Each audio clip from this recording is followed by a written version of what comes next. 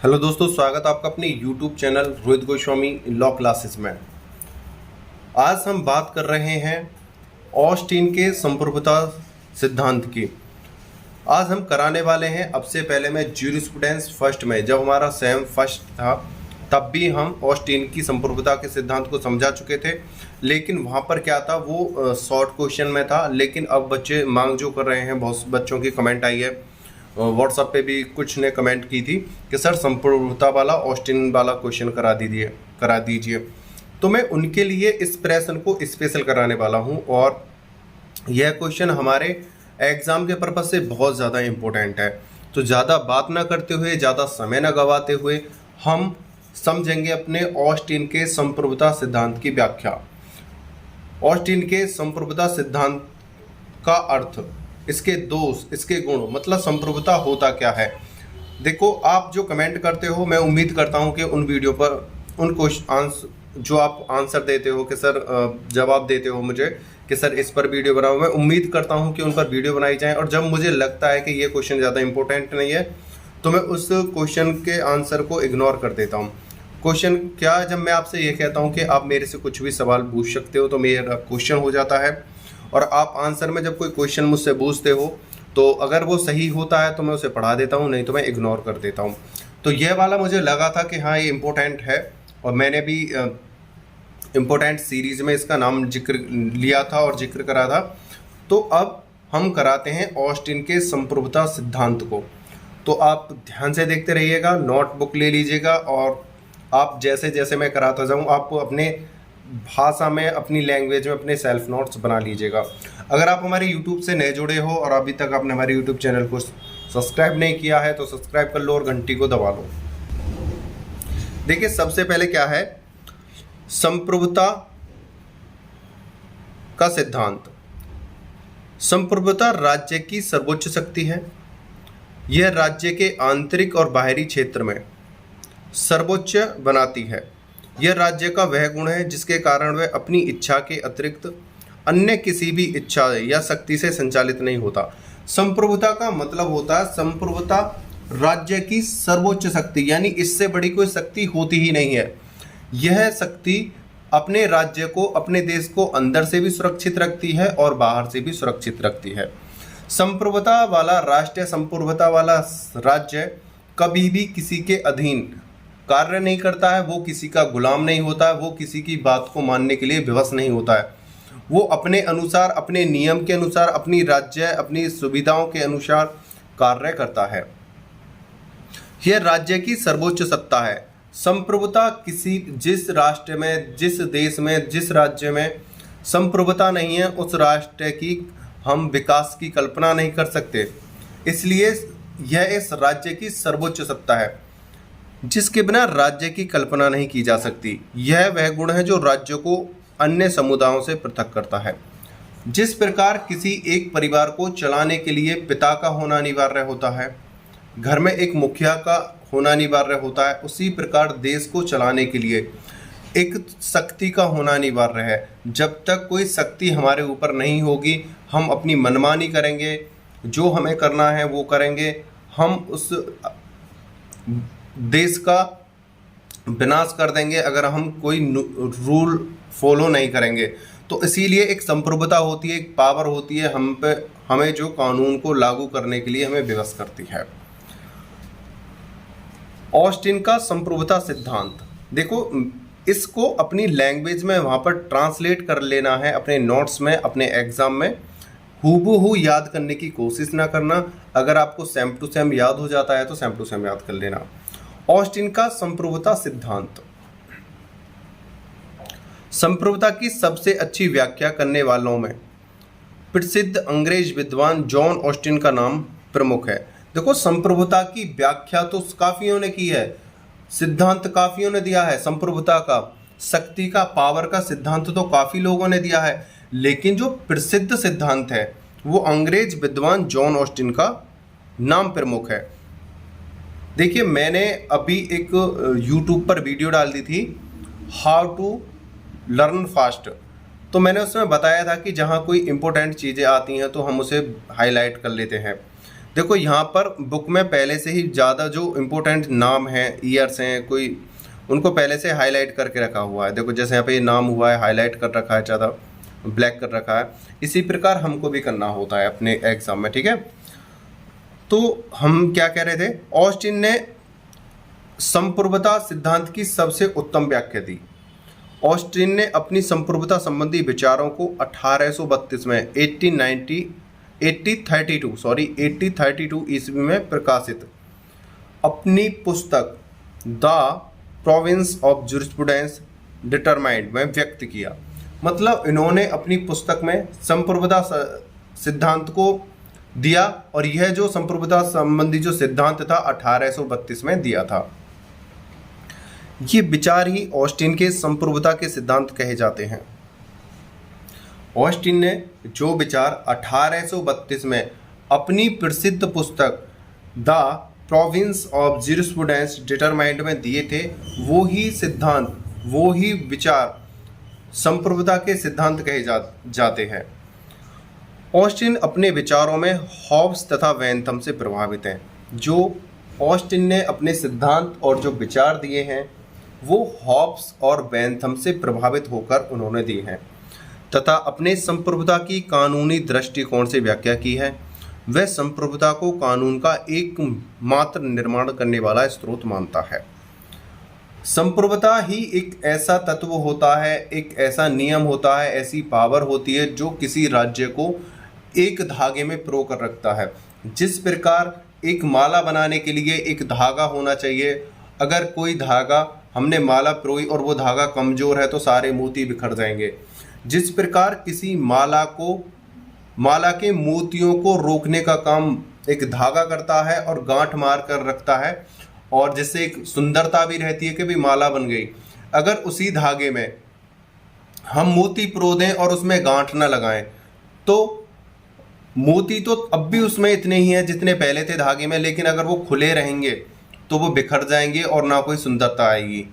इसी प्रकार हमारे राज्य में चाहे कितने भी रूल हों, कितने भी नियम हों, कितने अच्छे व्यक्ति क्यों ना हों, जब तक उन्हें कोई बांध कर नहीं रखेगा, उन्हें सही से लागू कराने के लिए कोई शक्ति ना होगी, तब तक हम अपने राष्ट्र का, अपने देश का, अपने समाज का विकास नहीं कर पाएंगे और हमारे देश में क्रूरता फैल जाएगी। ठीक है, तो ये था ऑस्टिन का संप्रभुता सिद्धांत। उम्मीद करता हूं यह सिद्धांत आपको समझ में आया होगा। अब हम ऑस्टिन के थोड़ी सी और चीज़ों को देखते हैं। हालांकि इसमें काफ़ी चीज़ें हैं, लेकिन जो इम्पोर्टेंट हैं मैं आपको वो देता हूं। अब एक चीज़ और मैं बता दूं, ऑस्टिन की परिभाषा भी बूझ ली जाती है। तो ऑस्टिन की परिभाषा के लिए मैं आपको यहाँ से एक परिभाषा आपको करा देता हूं।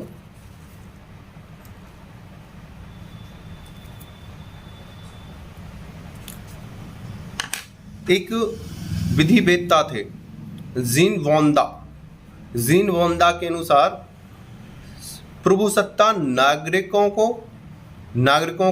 और प्रजाजनों के ऊपर राज्य की भी सर्वोच्च शक्ति है, जिसके ऊपर कानून का प्रतिबंध नहीं है। संप्रभुता एक ऐसी शक्ति होती है जिस पर कोई कानून नहीं होता है, कोई नियंत्रण नहीं होता है। आप सिर्फ एक ही डेफिनेशन याद करना, ज़्यादा नहीं करने की ज़रूरत है। तो आपको करने की ज़रूरत है जीन बोंदा के अनुसार संप्रभुता नागरिकों और प्रजाजनों यानी सदस्यों को ऊपर राज्य की वह सर्वोच्च शक्ति है जिसके ऊपर कानून का प्रतिनिधित्व नहीं है। संप्रभुता के ऊपर कोई कानून नहीं होता है। डेफिनेशन भी करा दिया आपको, सिद्धांत भी करा दिया। अब हम ऑस्टिन के सिद्धांत की विशेषताएं यानी गुण बताएंगे। ऑस्टिन के सिद्धांत की क्या विशेषताएं, क्या गुण हैं, हम इन चीज़ों पर अब फोकस करेंगे। सबसे पहली जो विशेषता है वो विशेषता यह है कि संप्रभु निश्चित होता है। संप्रभु निश्चित होता है। अब इसको हम हाइलाइटर से हाईलाइट कर लेंगे। संप्रभु एक निश्चित व्यक्ति अथवा मानव समूह होता है। यह ऐसा मानव होता है जिसे देखा जा सके, खोजा जा सके और बताया जा सके। संप्रभुता ईश्वर, देवता, जनमत या सामान्य इच्छा आदि में निहित नहीं होती है। यह स्पष्ट दिखाई देने वाले मानव अथवा मानव समूह में निहित होती है। इसी मत को ऑस्टिन निश्चित मानव श्रेष्ठ शब्दों में व्यक्त करता है। हमें सिर्फ यहाँ तक अपनी डेफिनेशन में इसे लर्न करना है, याद करना है। अब मैं आपको हाइलाइटर से हाईलाइट करके दिखाता हूँ। जितना मैंने हाइलाइटर से हाईलाइट करा है हमें सिर्फ इतना ही लर्न करना है, इतना ही याद करना है, क्योंकि हमको 20 एंड 25 मिनट के अंदर अपना लॉन्ग क्वेश्चन अपने शब्दों में देना होता है। और अगर हमें इसे प्रॉपर बेस में पढ़ना ही है तो बुक लीजिए और बुक में पूरे 100 200 इतने वर्डों की इसकी पूरी थ्योरी मिलती है, आप उससे पढ़ सकते हो। संप्रभु एक निश्चित व्यक्ति अथवा मानव समूह होता है। संप्रभु यानी जो शक्ति होती है एक निश्चित व्यक्ति होती है अथवा मानव समूह होता है। यह ऐसा मानव हो सकता है जिसे देखा जा सके, खोजा जा सके और बताया जा सके। देखो, शक्ति जो पावर होती है किसी मानव में ही होती है, किसी समूह विशेष में होती है, किसी राष्ट्र देश में होती है। संप्रभुता ईश्वर, देवता, जनमत या सामान्य इच्छा आदि में निहित नहीं होती है। किसी एक व्यक्ति में संप्रभुता निहित नहीं होती है, इन्होंने यह बोला है, चाहे वो ईश्वर हो, देवता हो, जनमत हो या सामान्य इच्छा। यह स्पष्ट दिखाई देने वाले मानव अथवा मानव समूह में निहित होती है, जो किसी एक व्यक्ति या समूह या देवता में नहीं होती है। ये संपूर्ण मानव में, प्रत्येक मानव में दिखाई देती है। इसी मत को ऑस्टिन निश्चित मानव श्रेष्ठ शब्दों में व्यक्त करता है। तो हमें यहाँ पर यह करना है। अब हमें इसका दूसरा पॉइंट लेना है। संप्रभु निरंकुश होता है। संप्रभु कैसा होता है? निरंकुश होता है। अब संप्रभु निरंकुश होता है, हेडिंग्स हमें डालनी है। अब इसे पढ़ते हैं। निश्चित मानव श्रेष्ठ, यानी कोई एक मानव है जिसके अंदर सभी श्रेष्ठ गुण उसमें हैं। शक्ति है, पावर है, ज्ञान है, अपने देश की रक्षा करने का हुनर है और उसे सभी कानून की नॉलेज है, जिसे संप्रभुता का निवास होता है। निश्चित मानव श्रेष्ठ जिसमें संप्रभुता का निवास होता है। जो मानव श्रेष्ठ होता है उसके अंदर क्या होता है? संप्रभुता का निवास होता है। सर्वोच्च होता है और अन्य किसी सत्ता के अधीन नहीं होता है। संप्रभु व्यक्ति जो होता है वो किसी के अधीन नहीं होता है, वो किसी का गुलाम नहीं होता है, वो अपनी मर्जी का मालिक होता है, अपनी देश की रक्षा करना चाहता है, आंतरिक और बाहरी, और अन्य किसी सत्ता के अधीन नहीं होता, वो किसी भी सत्ता के अधीन नहीं होता। आंतरिक क्षेत्र में कोई शक्ति इससे ऊपर नहीं होती है और बाहरी क्षेत्र में कोई इसे आदेश देने की स्थिति में नहीं होता है। देखो, अगर देश के अंदर है तो इससे ऊपर कोई नहीं है, और देश के बाहर कोई शक्ति है तो इसे कोई दबा नहीं सकता है, कोई इससे अपनी बात को मनवा नहीं सकता है। अपने देश के अंदर तो यह सबसे प्रमुख है ही है, लेकिन बाहरी क्षेत्र में कोई इसे आदेश देने की सोचता भी नहीं है। ये बहुत पावरफुल होता है। ठीक है, तो हम इसे हाईलाइट कर देते हैं जिससे आपको समझ में आ जाएगा। हाईलाइट ये हम कर देते हैं, आप देख लीजिएगा।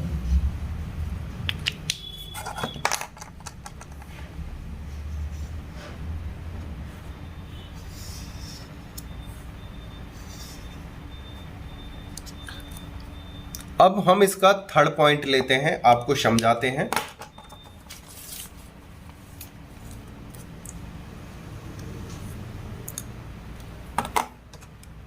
आज्ञा पालन स्वाभाविक, मतलब आज्ञा का पालन करना स्वाभाविक है, मतलब मानना ही है, आज्ञा का पालन करना ही है। हमारा थर्ड नंबर का पॉइंट है आज्ञा स्वाभाविक, मतलब इसने जो आज्ञा दे दी उसको मानना अनिवार्य है। ठीक है, निश्चित मानव श्रेष्ठ की आज्ञा का पालन समाज का एक बहुत बड़ा भाग स्वभावतः करता है। जिस समाज का वह संप्रभु होता है वह स्वभावतः उसकी आज्ञा पालन का अभ्यस्त होता है। यानी कि जो संप्रभु होता है, जो श्रेष्ठ व्यक्ति होता है, जिसके अंदर ये गुण पाए जाते हैं जो राष्ट्र को आंतरिक और बाहरी सुरक्षा दे सके, ऐसे व्यक्ति की शक्ति जो आज्ञा है उसका पालन करना अनिवार्य होता है। अगर कोई व्यक्ति पालन ना भी करता है तो उसको जबरदस्ती, इतनी पावर होती है, जबरदस्ती उसको आज्ञा पालन करवा देता है। तो इसलिए उसके अंदर एक प्रतिष्ठा होती है कि भाई अच्छा व्यक्ति है, हमारे देश की रक्षा कर रहा है तो इसकी आज्ञा का पालन करें। अगर कोई नहीं करता है तो जबरदस्ती कर पाता है। ठीक है, तो आज्ञा पालन स्वाभाविक है, यानी आज्ञा पालन करना अनिवार्य है। ये रॉन्ग हो गया है, यहाँ से ये वाला कलर आएगा यहाँ पे, ये हाईलाइटर से ऐसे कर दिया।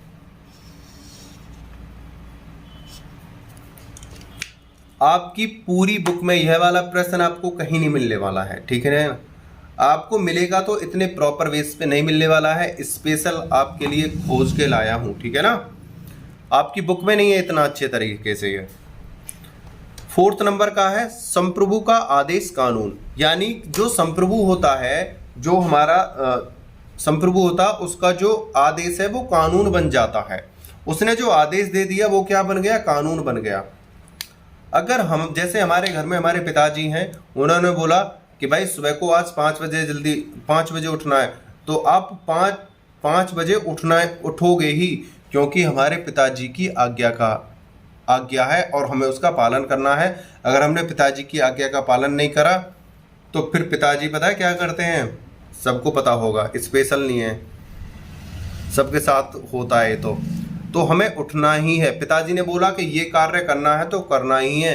उसी प्रकार संप्रभु का जो कानून है उसको मानना अनिवार्य है, और उसने जो कानून बना दिया, आदेश दे दिया, वो कानून सर्वोपरि होता है।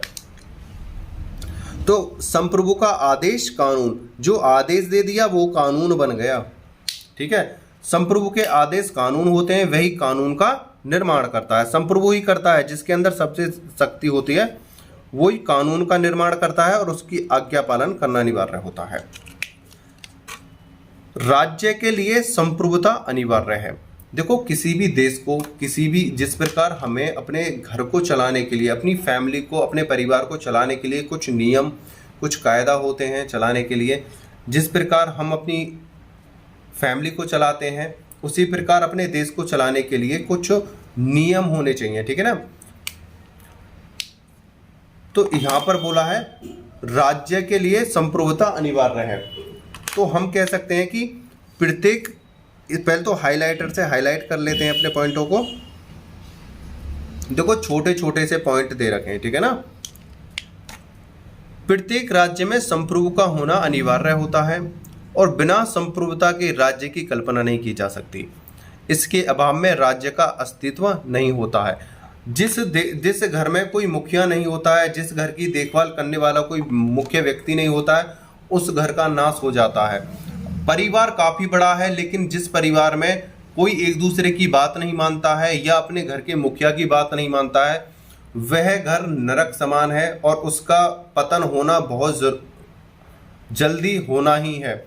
आप देख लेना, जिस घर में आपस में फूट रहती है, कोई एक दूसरे की बात नहीं मानता है, उस घर में ना तो आमदनी होती है, ना पैसा होता है, ना सुख शांति होती है। इसी प्रकार किसी भी राष्ट्र में अगर संप्रभु की हम आज्ञा पालन नहीं करते हैं, कोई संप्रभु कोई व्यक्ति नहीं है, तो उस राष्ट्र की हम कल्पना नहीं कर सकते कि वो सुखी रहेगा या स्वतंत्र रहेगा। वो बहुत जल्दी गुलाम हो जाएगा या दुखी रहेगा, उसका अस्तित्व नष्ट हो जाएगा। प्रत्येक राज्य में संप्रभु का होना अनिवार्य होता है और बिना संप्रभु के राज्य की कल्पना नहीं की जा सकती। इसके अभाव में राज्य का अस्तित्व नहीं होता। राज्य क्या होता है, समाप्त हो जाएगा, ठीक है ना। जिस प्रकार बिना पिता के घर जो खंडर हो जाता है, चाहे आप कितना भी कमा लो, जो शक्ति, जो पावर आपको अपने पिता की कमाई से मिलती है वो कभी नहीं मिल पाएगी आपको। और लास्ट 6 नंबर का जो हमारा पॉइंट है उसे देखते हैं। संप्रभुता अविभाज्य है, यानी संप्रभुता को हम बांट नहीं सकते हैं। जिस प्रकार हम अपने पिता की शक्ति को अपने परिवार से अलग नहीं कर सकते हैं, उनके अधिकारों को कम नहीं कर सकते हैं, उसी प्रकार हम संप्रभु की शक्ति को हम कम नहीं कर सकते हैं। संप्रभुता जो निश्चित मानव श्रेष्ठ की शक्ति होती है, जिसे उसे पावरफुल बनाया है, उस शक्ति को हम कम थोड़ी कर सकते हैं।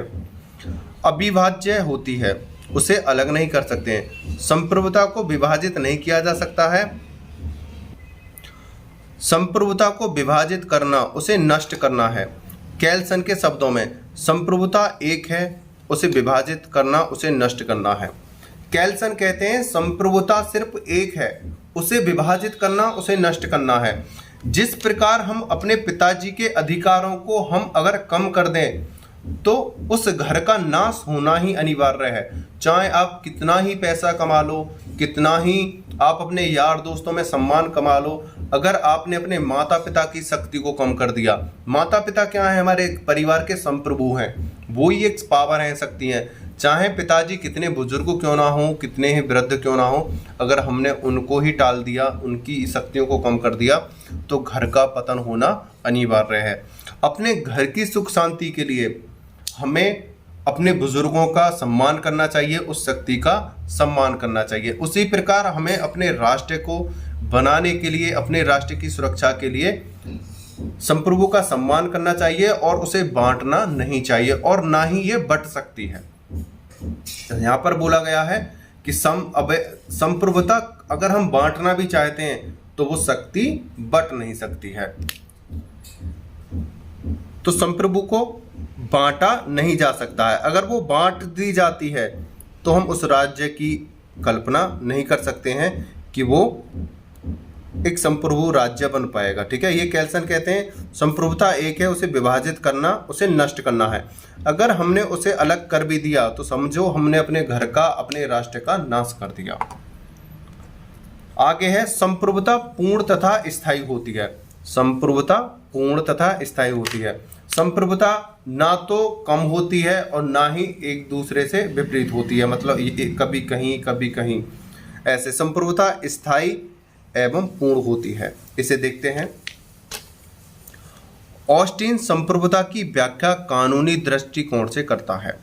उसकी संप्रभुता असीमित, अमर्यादित, पूर्ण, स्थायी तथा अदेय होती है। मतलब संप्रभुता एक तो पूर्ण होती है, उसे कम नहीं किया जा सकता, और ये स्थायी होती है, इसे कोई चेंज नहीं कर सकता है कि ये जो शक्ति है ये स्थायी है। ये नहीं है कि अब हमने किसी और को पावर दे दी, अब हम किसी और राष्ट्र को या किसी आंतरिक किसी और व्यक्ति को या शक्ति को हमने पावर दे दी कि भाई अब थोड़े दिन के लिए आप शक्ति संभाल लो हमारी, या कोई बाहरी व्यक्ति आकर हम पे कानून करने लग जाए। नहीं, ऐसा नहीं। कानून बनाने लग जाए या कानून का पालन हम से कराने लग जाए तो ये शक्ति क्या है? स्थायी है। जिसके पास ये पावर है ये उसी के पास रहेगी, ना तो ये कम हो सकती है ना ये चेंज हो सकती है, ये स्थायी रहती है। ठीक है, एक बात को आप किसी भी तरीके से कितने ही पॉइंट बना सकते हो, ये नहीं है कि इसमें कोई स्पेशल चीजें हैं, हम अपनी तरफ से भी इसमें कुछ अप डाउन कर सकते हैं। ठीक है, अब बात आते हैं, ये तो थे ऑस्टिन के गुण, ऑस्टिन के सिद्धांत के गुण कौन कौन से थे देख लेते हैं एक बार। संप्रभु निश्चित होता है, संप्रभु निरंकुश होता है,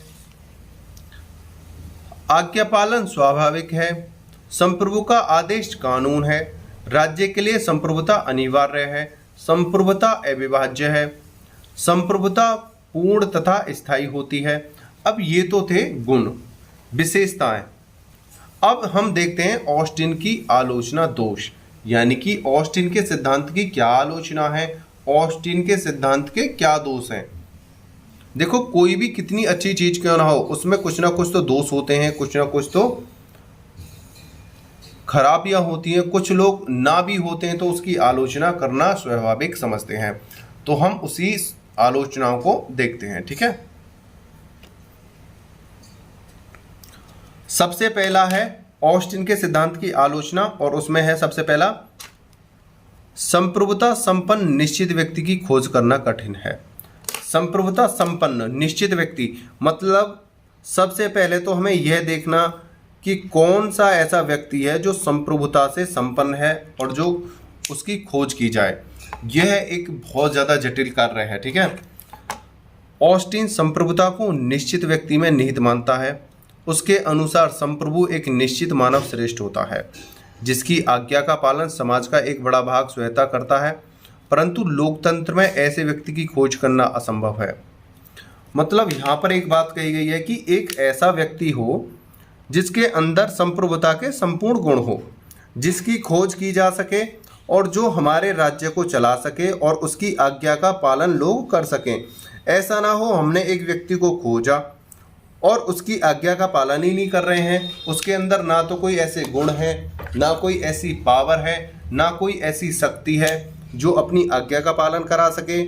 पावर से या प्यार से, हम किसी कार्य को कैसे करा सकते हैं? प्यार से या पावर से। ना तो उसके अंदर पावर है और ना ही उसके अंदर प्यार है, तो ऐसे व्यक्ति की खोज करना बहुत ही कठिन होता है। सही है, आगे चलते हैं। संप्रभुता के आदेश कानून नहीं, संप्रभुता के जो कानून हैं, आदेश हैं, वो कानून नहीं है। उसकी बात को मानना अनिवार्य तो है, लेकिन जो वो कहता है वो कानून नहीं है। देखो, अभी हमने जब इसके जो हमने गुण पढ़े थे, विशेषताएं पढ़ी थी, उसमें क्या बोल रहे थे कि संप्रभु का आदेश ही कानून होता है। गुण में तो ये बोला गया था कि जो संप्रभुता बोल दे उसके आदेश को ही कानून बना दिया जाता है। लेकिन इसकी आलोचना करते हुए कुछ व्यक्तियों ने क्या बोला है, यह मान्यता बिल्कुल गलत है। यह जो आपने बोला है कि अपने गुण में ये बोला था कि संप्रभु जो आदेश दे दे वो ही कानून बन जाता है, ये आप गलत बोल रहे हो। आपने तो अपने आदेश, जो आपके मन में जो उपाय थे, जो आपके विचार थे, आपने बोल दिया कि संप्रभु जो आदेश देगा वो कानून बन जाएगा। लेकिन हम इसकी आलोचना कर रहे हैं, अगर कोई भी संप्रभु अगर आदेश देगा वो कानून नहीं बन सकता है। यह मान्यता अनुचित है कि संप्रभु के आदेश ही कानून होते हैं।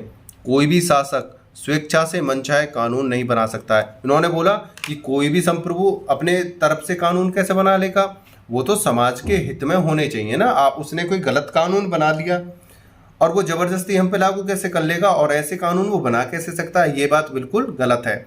वो अपनी मनमर्जी के कानून नहीं बना सकता है, ना ही किसी पर लागू कर सकता है।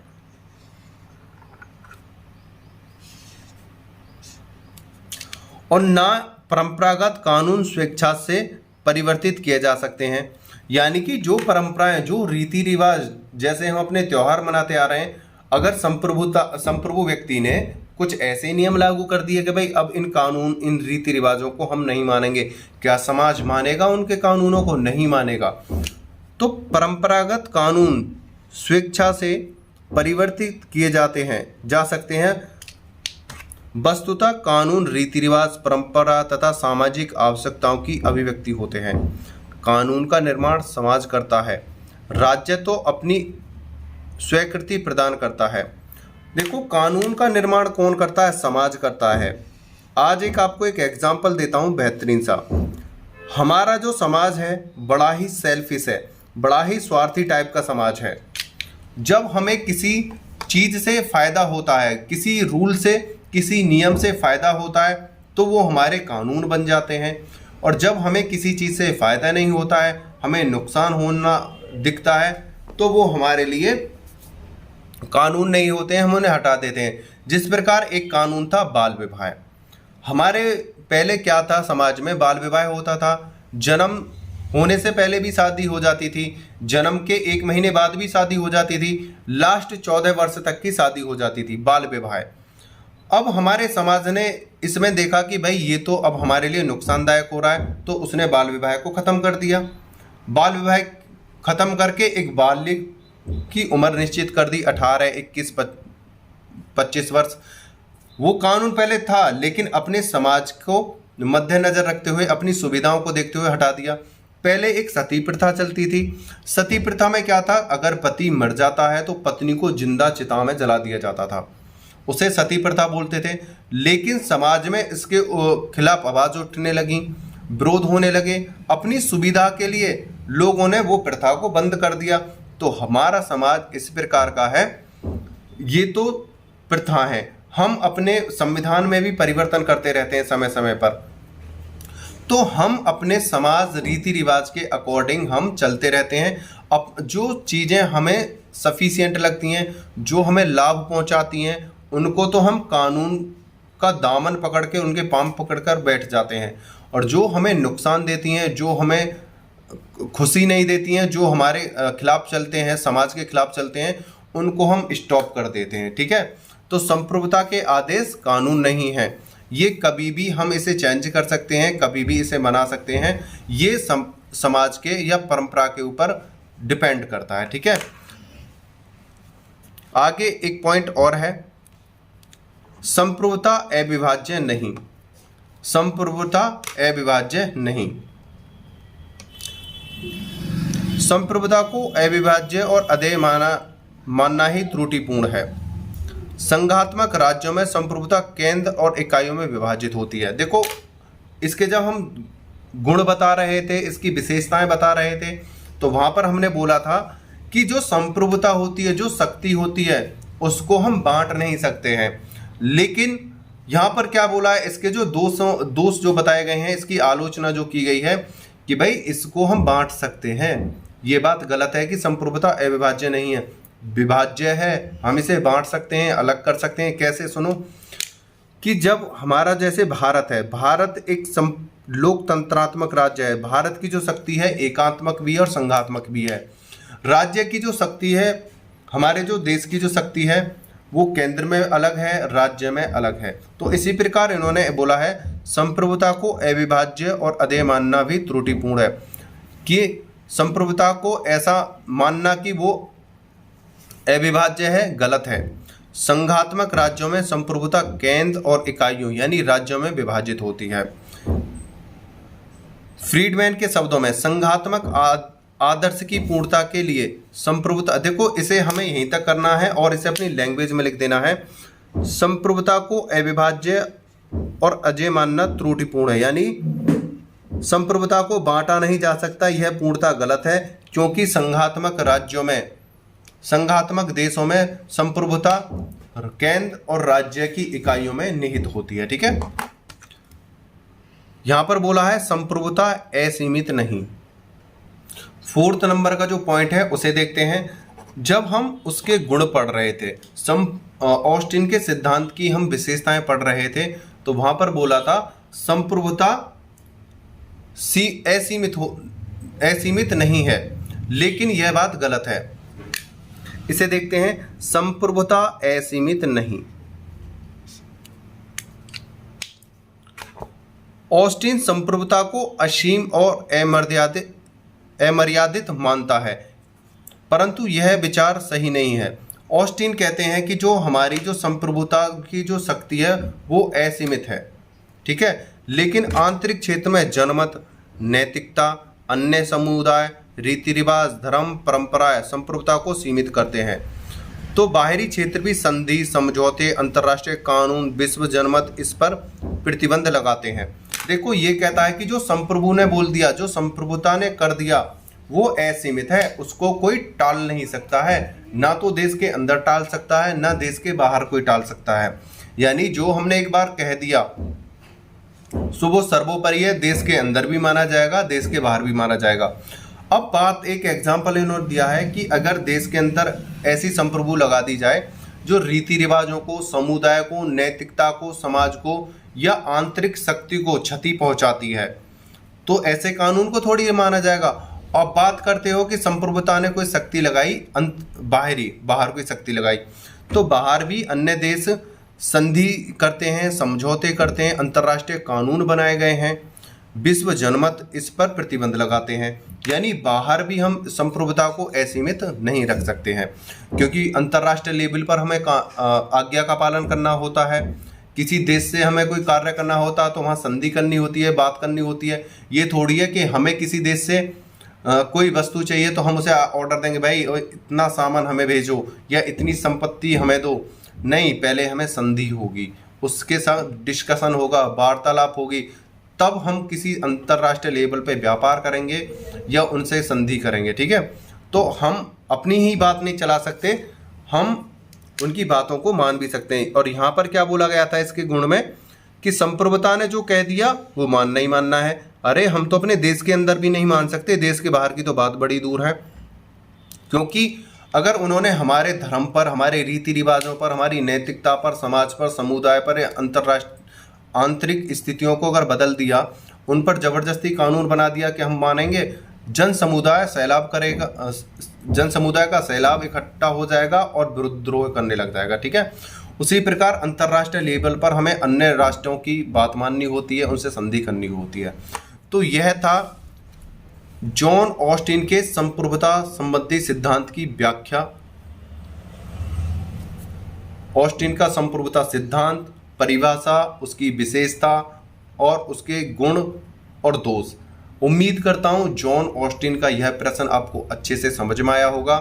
यह प्रश्न आपको लॉन्ग क्वेश्चन और शॉर्ट क्वेश्चन में आ सकता है, और उम्मीद करता हूं यह वीडियो आपको अच्छी लगी होगी। वीडियो आपको अगर अच्छी लगी है तो कमेंट करो और हमें बताओ आपको इससे कितना लाभ हुआ है, आपकी तैयारी कैसी चल रही है। आपने वीडियो को अंत तक देखा उसके लिए धन्यवाद। आपसे सिर्फ इतनी रिक्वेस्ट है, अगर आपने अभी तक हमारे यूट्यूब चैनल को सब्सक्राइब नहीं किया है तो प्लीज़ सब्सक्राइब कर लो और बेल आइकन घंटी को दबा लो। चलते हैं। जय हिंद, जय भारत।